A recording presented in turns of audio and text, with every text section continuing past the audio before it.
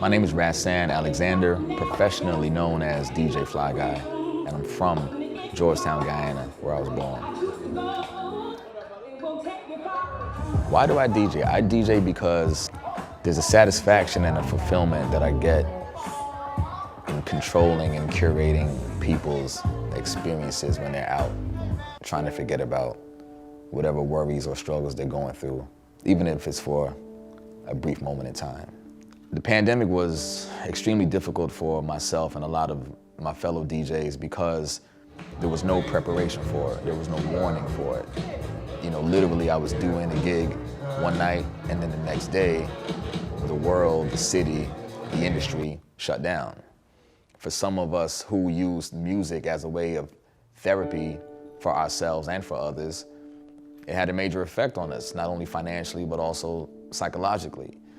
So we had to figure out ways to still contribute to the craft and the art form, and a lot of us turned to DJing in a virtual space, on Instagram Live, Facebook, Zoom, etc., myself included. I'd never been on Instagram Live pre-pandemic. There was so much happening around me and in the city of Miami.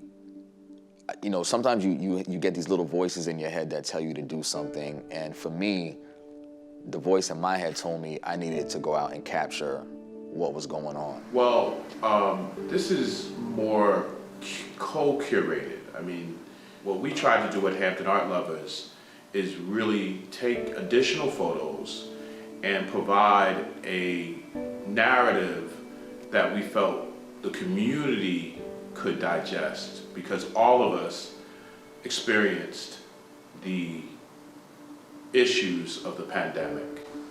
And so whether it's photography that shows the displacement of people through pictures of the homeless, which also was exacerbated by the pandemic, or whether it was the documentary that he showed through his camera of the George Floyd protests, which were Hampton Art Lovers at the historic War Rooming House Gallery. Our focus is to show art that reflects life, and this really epitomizes that. You know, the commonality between photography and DJing for me is the storytelling, because when I'm DJing, that's exactly what I'm trying to do. I'm trying to take one record and then the next record and then the one after that and then the record 5 songs later and make it all make sense sonically, energy-wise, feel. It's the same thing with photography.